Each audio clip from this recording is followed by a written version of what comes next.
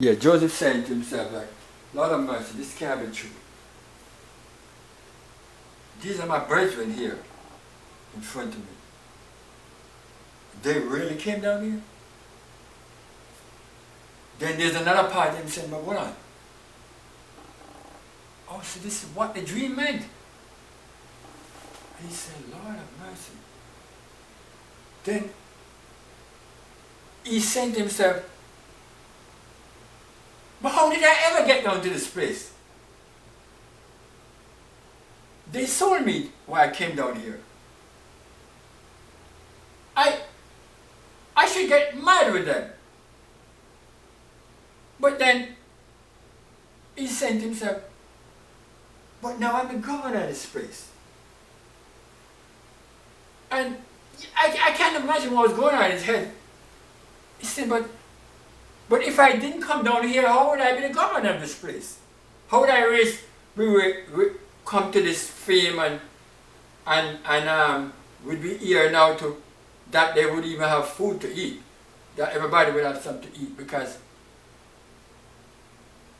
so his emotions are mixed inside him. His brain is telling him one thing, his heart is saying another thing, the heart is saying back something else, the brain and things are going back and forth, up and down between his brain and his heart, you know, because although you're saying that your literal heart, but your heart is involved. Because if you feel broken-hearted, you feel this thing drop inside of you. And when you feel good, you feel this thing feisty inside of you, the heart in you. So Joseph is like, I don't know if I'm supposed to be excited today. I'm supposed to be mad. I don't know if I should be jumping, hooray, or I should be, I don't know what I should do. But something kind of tipped the scale was when he saw his little brother Benjamin. He said, Lord of mercy, if only I could get my brother. I wouldn't even care about the rest of them. If I could even just get my little brother. But how am I going to get my little brother? I can't even tell them who I am. I don't even know how am I going to get out of this now. My little brother. I want my little brother. And Joseph is torn in all manner of number of directions here with this whole thing. But you know the story that eventually Joseph told them who he was. And the Bible said, the day when he told them who he was, he had to tell everybody, he said, come out of this place, come out of this place. This is too, I can't take this at all. This is going to be really hard for me. He said, let everybody come out. Let me just be with them alone.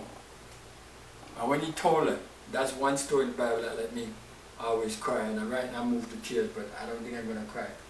But he told them who he was. And his brethren were like, say what?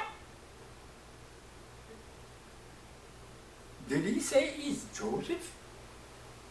And of course, you know, Joseph gave it to them because he told them that now I can talk in your language. Okay?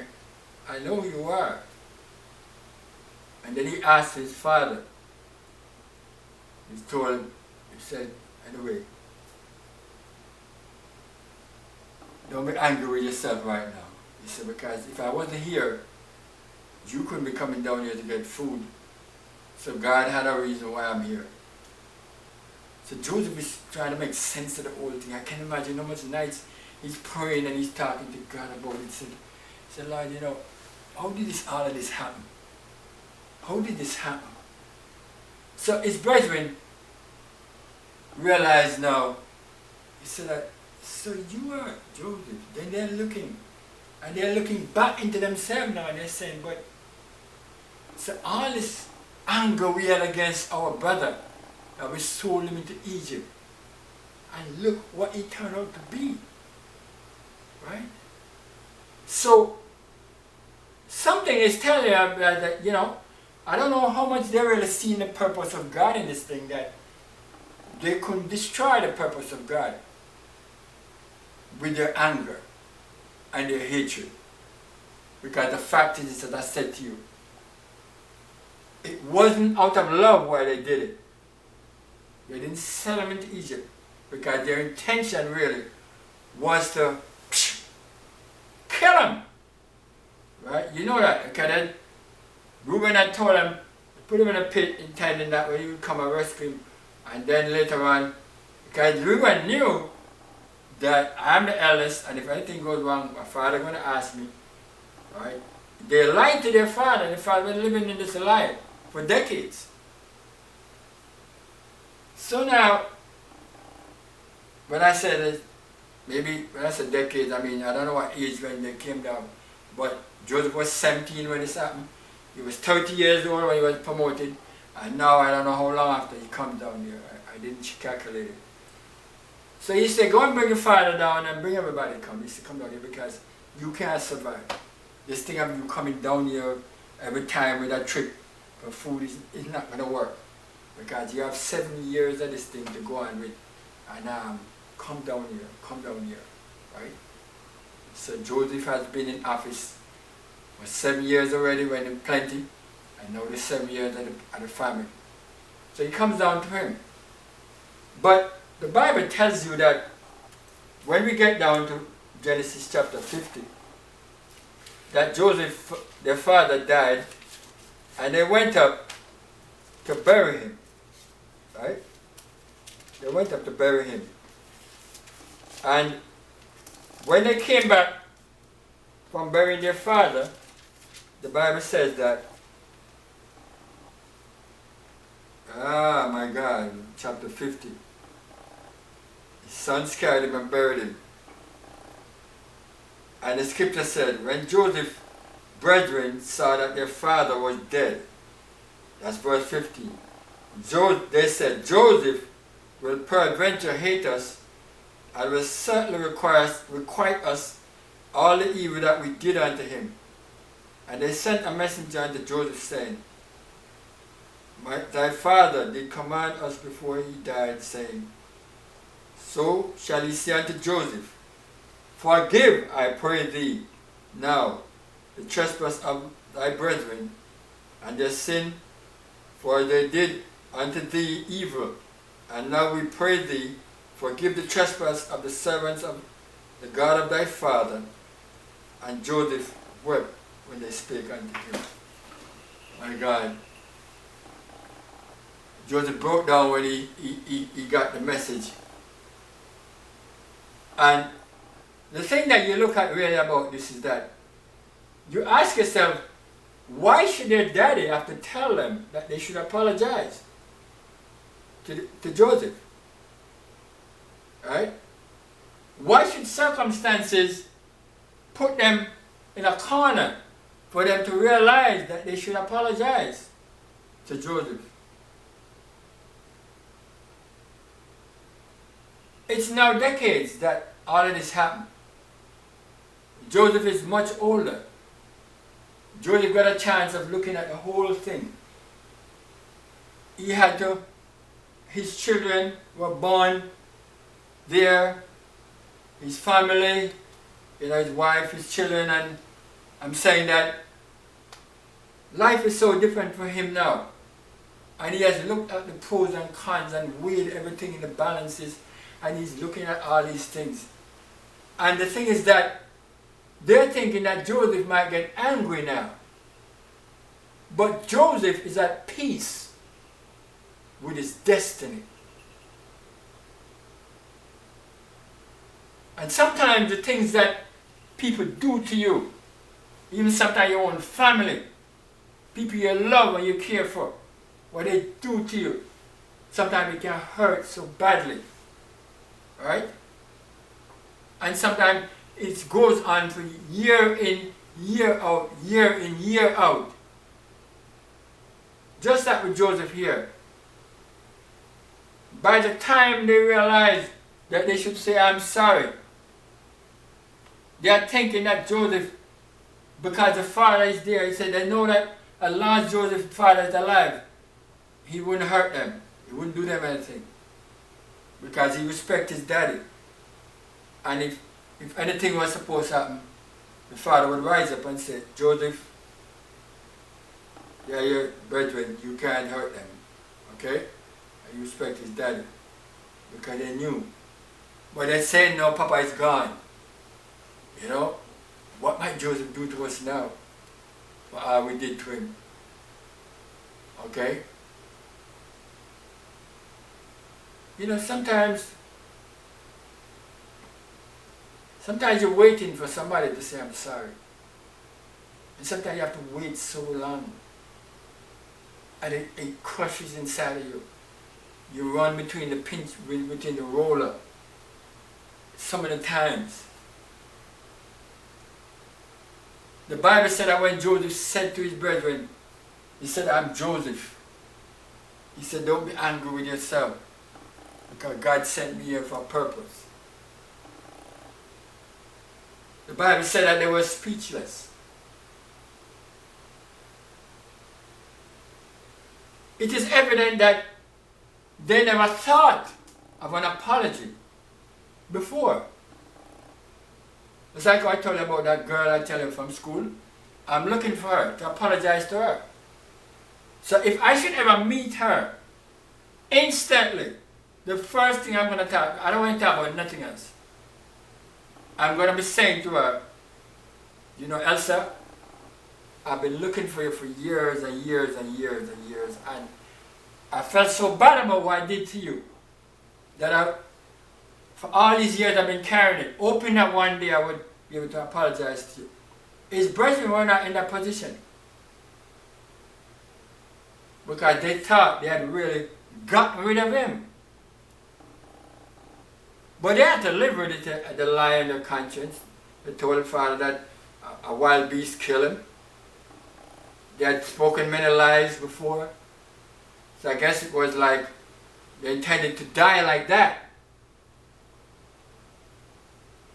But if they had it in their mind and their heart to say I'm sorry, from the first day that Joseph identified himself to them, they would have said, Joseph, oh, I'm so glad you're alive.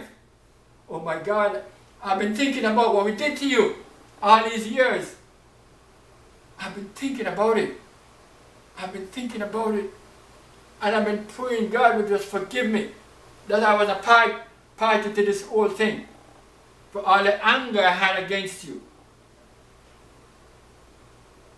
And I'm asking you, forgive me now, right now.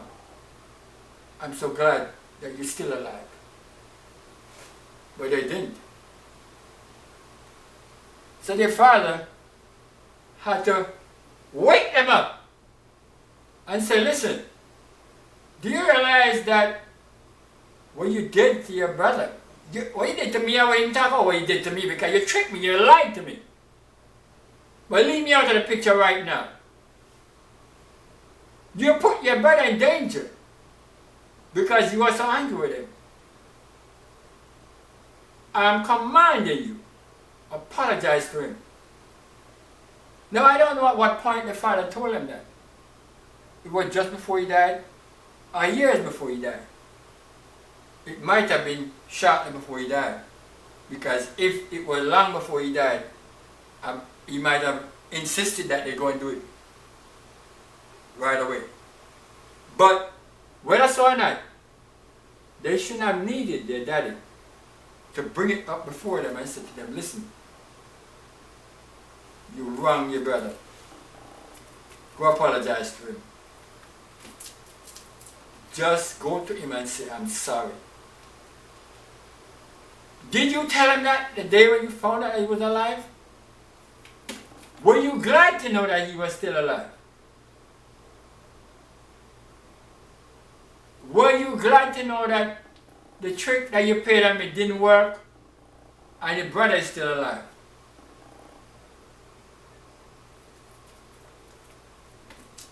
The Bible said, when Joseph heard it, the Bible said, he wept. It was too emotional for him. Why is he supposed to be angry with them? No. What is he supposed to do? Feel bad about the years when he spent in the prison? when he was lied upon by Pharaoh's, Potiphar's wife, and all these things, of course he would feel bad about it. The things that I went through. But am I going to get angry at this stage when I've spoken to God about it and I understand how he led me through the wilderness, how he led me into the dungeon to bring me up? And the Bible said Joseph wept when they spake this, and his brethren also went and fell down before his face and said, Behold, we be thy servants. And now they're begging for mercy, as if he's a king to a servant. And Joseph is saying, I don't want you to look at me as no master, and you're my servants. You're still my brethren. That's how I want to live with you. I want to live with you as my brethren. That's what I want. My God, this is so emotional.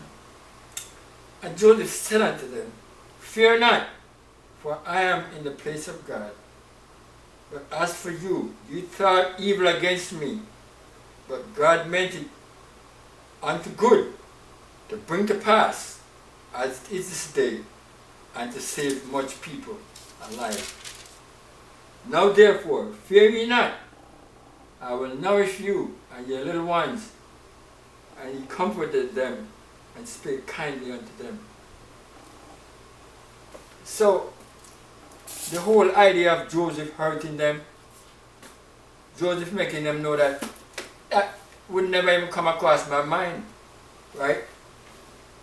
Because it's not even will be hurting you. Will be hurting my nieces and nephews and grandnieces and grandnephews and all the whole family, all the whole thing. He said, we are one. How would ever even hurt you, right? I never meant to hurt anybody when I was telling my dreams. I didn't know what it meant. I was just saying it. And because you're older than me, you understand better what I'm talking about, then maybe you should explain to me. And in a loving heart said, well, Joseph, maybe you're going to become a great man in this world, you know. Maybe that's what it means. And give me some kind of inspiration. Let me feel good about myself, but don't be angry with me for that. Like you want to destroy me. Okay? And you actually got back worse and worse till you actually wanted to stab the knife into my chest. But God wouldn't let you do that. So he sent me off to Egypt as a servant. I come to a language, the Bible said there in Psalm, David said there I understood a language I knew not. And he said, I removed his shoulder from the burden, his hands were delivered from the pots. He was doing all manner of dirty, nasty work, which he was not used to, right? But at least he was alive. God was preparing him for what he wanted him to be. So I'm saying to you that why they waited so long bothers me, because I'm saying from the day that they found out that Joseph was he said it was Joseph, you know, they were looking at him good and say, hold on, yes, Joseph, it's you? Oh my Lord, you don't know how my heart has been hurting, wondering what became of you. But you see, the love of God makes us do things differently. Because as I said to you, when I hit that girl at school, I was mad. And I thought I had a right to hit her because I said she kept provoking me. But one day God woke me out of the stupor, and that's because I'm saved. And said to me, you remember that girl at school? In your anger. Why were you so angry with her? For what? She didn't do anything really. She might have been provoking you, yes, but Why were you so angry? For what? You owe her an apology. So, I have the apology in my heart. So even if I don't get to see her in this life, but I apologize to her. Joseph's brethren, they took too long to act upon something that should have come willingly from the heart. You see? Should just come like that. You know, there's a thing that's called empathy. And in order for you to really say, I'm sorry, you need empathy. And the empathy means I didn't learn this in the Bible's class. I learned it as a teller in the insurance business. When we carry the training, so you have to be able to put yourself in the position of the other person. But they also have another thing which is known as apathy, which means you really don't care. How that person feels, it doesn't do you anything. You're not, So they were in that position of apathy. And when you get the apathy, and then you have sympathy, and the sympathy can bring you to empathy. Right? And sometimes people tell you, I sympathize with situation, but they still want their pound of flesh. Right? But when you get to empathy, then the person will say, okay, all right. Okay. If I were in your position, okay, I see your position. Okay, let's leave this alone and we clear it, right? And we can move on in faith in the love of God. Okay, and then a person with apathy now, we get to the point where I really don't care. You know what I'm saying? So they tried to murder him. They thought he was murdered, and now they found out that he was alive. They should have apologized from the first day. My God, from the first day. All of what was going on there, they didn't know who he was. When he sent them with the cup and the bushel and said they must come back and bring your brother, and all of that thing, they didn't know who he was. But from the day he identified himself to them, right? They should have just told him straight off. My God. The Bible tells us that when they were there arguing, and Reuben said to them, I told you, you shouldn't sin against the child. He said, now look what happened to us now. And Joseph couldn't take it. He said, he went outside. Can't do this. Can't do this. And he washed his face and he come up and he tried to look like he's normal. And he's tearing up inside of him. Right? And they don't know what's going on with him. Because as far as they're concerned, he's supposed to be this ruler who is like a wicked man who just do anything and couldn't care less. Right? But the day when he came and told them who he was, they knew it had to be. Because the Bible said when he set them down to eat, he set them down for Reuben, Simeon, Levi, Judah, right down. And they look at him and say, hold on. How does this man understand how in age all the way down, all of us sitting down together? Is this strange? Yeah, because the man who putting you to sit down is your brother. He knows who you are. So by the time when Joseph told them that he was Joseph, they had all the pieces to put together to know that this must be Joseph. And then on top of that, he was weeping. It was like, for a ruler, they were going a weeping like that. He would act like he's a macho man, no, I can't say that. People see me like that. But he's weeping now like a baby. How could it be that it's Joseph? Right? How did he know your language? All the pieces to put together. Telling you, it's Joseph. So why doesn't an apology come out of you instantly? Why is it, let's say, I'm sorry, Joseph, really? I'm so glad you're alive. But even up to that point, they still thought their trick had worked. Maybe they might be saying to themselves, so here we are now, so we really come and bow down before him just like how his dream was, right? So Joseph win. Joseph, come on, I mean, brethren, come on. Joseph is saying, that's not the issue right now. I'm not going to argue with you about if I won or if you lost. Because, I mean, it has nothing to do with anything right now. If I won or if you lost.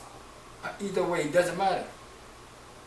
We just want to be brethren. We just want to be with the love of God to flow in this room right now. And then Joseph sent the word out now to tell everybody that these men were no ordinary men. They're my brethren. And that's why you see I was treating them this way. Okay? And now they become honorable men. Overnight. Isn't that something? Yeah, people say, why? Joseph back? Yes, sir. Yes, sir. Yes, sir. All of a sudden, they become dignitaries. Yes, sir. Yes, sir. Yeah. You see? But all this time, they don't apologize to him. Their father had to put them on the spot. And I can imagine the daddy was watching them and he said, you know, I notice these boys, they don't apologize to Joseph yet. But I'm going to warn them, you know. I'm going to warn them. I said, it's just the right thing for you to do. Okay? And so, if you feel it in your heart first. And let your mind work with your heart. And go and apologize to your brother. Joseph is at peace with the whole situation now. So he starts taking out vengeance. That's not even his mind. In his heart and nothing. Can't get that again. Right? His children are glad to meet their family. Manasseh and Ephraim. His wife is glad to meet the family. Okay? His father-in-law and maybe brother-in-law, sister-in-law, all of them are glad to meet his family. So all of these things are in place right now. I mean, Joseph would never do anything that would create a problem in the family circle. Right? But his heart was at peace with whatever was going on. So today, I could talk a lot more about this whole thing. I told you I started with Samuel and with Saul. But, you know, when it's time for us to say, I'm sorry, as I said, cut out this thing about like, I didn't mean to hurt him or I didn't mean to hurt her. I never said it in intention to do that. Consider the fact that, and I said, I have experienced this and I never said anything when I did it to me. Okay, well, maybe sometimes that's why you should know better how to act. We know better how to act because you have been there and you know how it feels, right? And that goes back to empathy. So you've been there, you know how it feels, so you know directly a person's going to tell you, hey, you know, I remember the day when people didn't even, they had me out of class. I've been through those things, you know. Where I've spoken about it, about Patrick, that nobody in my class wanted to talk to me beside Patrick, right? I didn't want to go into that story. If I tell you. Let me leave that out. Let me leave that out. But I'm saying to you that all of these things you go through, you've been through it. So you know what a person is feeling, right? And even if you have not been through it, but I'm saying if you have been through it, it makes you understand better. So Joseph had compassion on his brethren, and he told them, I would never hurt you, right?